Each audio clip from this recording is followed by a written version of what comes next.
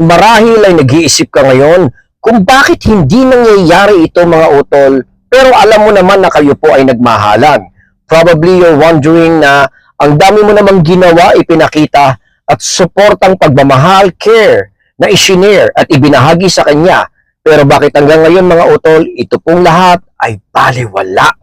Alam ko nag-iisip ka doon mga utol, pero today ay i-reveal din po natin kung ano po yung pwede mong magawa, plus nga doon sa sinasabi kong possibility na mamiss ka ng ex mo mga utol. Unahin na po muna natin doon sa usapang respeto mga utol. Ito po ay madalas kong sinasabi. Kung familiar kayo sa mga videos po natin dito sa Papong TV, binabanggit ko parati yung RU, respect and understanding. Ito po madalas ay nababaliwala or isinasa isang tabi mga utol pagka halimbawang nasa breakup. Dahil lang nananaig yung takot at panic at yung determination natin na maibalik ang ex mo mga utol. Pero kung walang strategy, tulad nga ng respeto and understanding mga utol, magiging malabo po yung pakikipagbalikan. In order para matupad yung iniisip ko kanina, in order para mangyari yung binabanggit ko earlier, na bakit hindi po niya naaalala yung mga good qualities mga utol, kasi po wala yung RU, respect and understanding. Sa coaching session ko, itinuturo ko kung paano mo i-deliver ng tama yon. Pero paalala ko ngayon mga utol sa video ito, wag na wag niyong pairalin ang ating panic, galit, or mga negatibong nararamdaman during the breakup dahil kailangan po nating hanapin at unahin yung respeto. Pag ito po ay naramdaman ng ex mo mga utol, sa maikling oras at panahon ay ibabalik din po niya ito sa atin. Kaya nga po yung pagbigay ng space. For example, kayo nga po ay distance muna mga utol, respeto na po yun. Doon pa lang mga kapatid ay mararamdaman at maiintindihan na po niya na maturely binibigyan mo siya ng respeto and understanding sa gusto niya mangyari. Kasi 99% naman ang nakikipag-breakup mga utol ay sigurado naman po kung gusto nilang matupad yung kanilang hinihiling. Unfortunately, kung breakup ito mga utol ay kailangan po nating ibigay. Kaya nga po pinapaalala ko parati, give them the breakup. Kailangan maranasan nila ito mga utol at huwag mo itong pipigilan. Dahil pagka ginawa mo yan mga kapatid, hindi lang sa lalayo yung emotions niya sa'yo, liliit pa yung value at tingin niya sa atin. Ngayon, in order for your ex, para ma-miss ka, dahil tinuturo ko nga kanina, na ito po ay napakagaling, napakamabuti, at effective na motivator mga utol para bumalik ang ex mo sa'yo. Bibigyan ko kayo ng senaryo. Kunyari ako yung naging karelasyon nyo mga utol. Tayong dalawa. Kunyari lang yan ha. Tapos halimbawa tayo po ay naghiwalay kagabi. Pero kagabi bago tayo naghiwalay mga utol ay nagwala ako. Nagbasag ako. Or even nagmaoy, sinira ko lahat ng mga television gamit o binato ko yung cellphone ko. Basically, naging very negative ako nung gabi na tayo po ay naghiwalay o nagkalayo. Do you think mga utol, pagkatapos po ng ginawa kong yon at nag-provide ako ng space at nag-no contact ako sa iyo, sa palagay mo kapatid may marirealize ka? Sa tingin mo marirealize mo yung halaga ko? Or positive sa akin? Of course, hindi. Dahil mararamdaman mo na may galit, may negative thoughts, so ang mafe-feel mo doon eventually ay kontrolado mo pa rin po ako emotionally.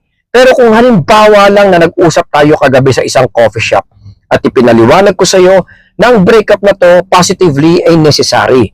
Kailangan nating gawin for the betterment of each other. Hindi po ako nagbasag at napakalinis po at napakaayos at positibo po ng ating pagkakahiwalay. Naman yung defense, di ba? Ang tanong ngayon, do you think marirealize mo yung values or positive sa akin? Pwede.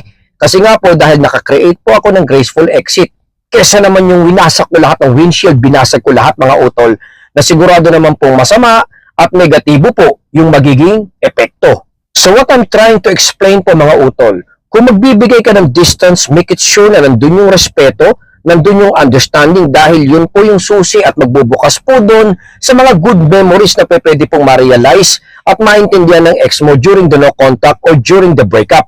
Second, make it sure na nakakreate ka ng graceful exit dahil nga po kung ito po ay negatibo mga utol, kahit magtago ka dyan ng matagal, walang marirealize na mabuti ang ex mo dahil nga po ang maaalala lang po niya ay yung masama o negative na nagawa po natin. And well, kung halimbawa naman po na may struggles at may challenge, in particular sa situation na ito mga utol, kailangan mo pong baguhin ito. Reinvent yourself. Marami tayong oras at pagkakataon para gawin ito mga utol, kaya lang medyo napipigilan tayo dahil alam kong kayo po ay nahihirapan at nasasaktan. Pero ito po ay kailangan po nating iset aside dahil nga po sa napakahalaga at importanteng pagkakataon na to. Dahil ito mga panahon na tayo mga utol, magiging matinik or monitored ka sa ex mo. Kaya dapat ipakita mo sa kanya na kayo po ay nagbabago. Reinvent yourself. Kung halimbawang may mga negative, coach, paano yan eh? Nakapagbasag na ako, hindi ko na may babalik eh. Okay lang yun mga utol. Alam natin na time heals wounds. Sa pagkakataon na kayo po ay distance with respect and understanding, ito po ay bubuti psychologically. Tapos dagdagan mo po ng paraan para ipakita naman po sa kanya na nare-reinvent o binabago mo nga po yung sarili mo. Sa pagkakataon na to mga utol, mas lalaki yung chances na bumalik ang ex mo sa'yo kesa naman po talagang parang may pinatutunayan at nagmamatigas tayo sa kanya.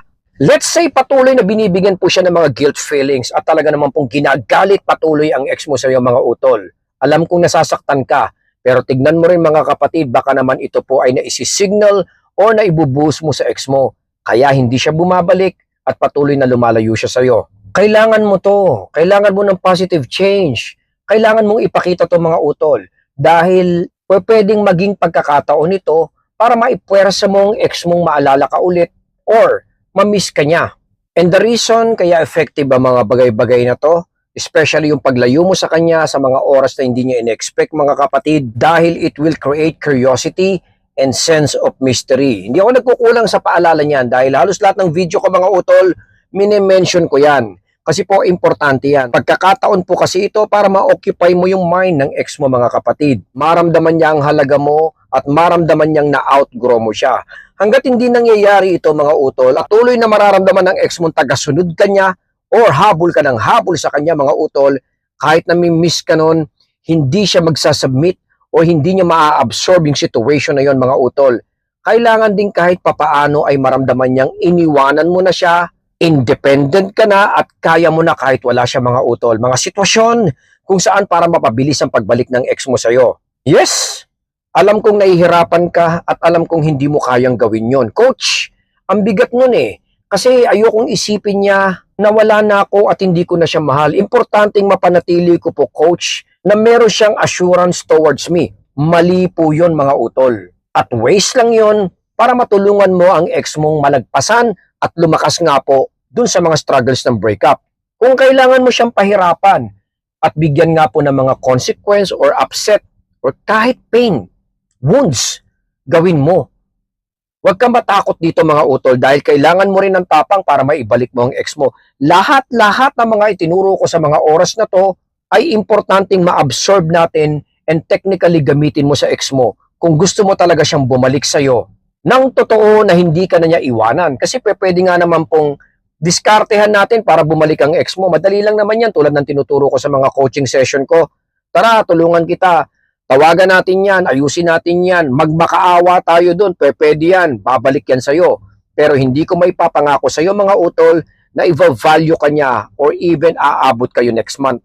Dahil ang mga tinuturo ko sa aking mga vlogs or consultation po natin ay bumalik ang ex mo at hindi ka na nga po iwanan. Manatili siya sa'yo at magmahalan po kayo hanggat gusto mo. Hanggang dito na lang po muna si Papong TV. I hope na nakatulong po tayo dyan. Suportahan po natin at syempre po bantayan po natin ang ating pamilya. Maraming salamat po sa inyong lahat. Thank you po, Papong TV.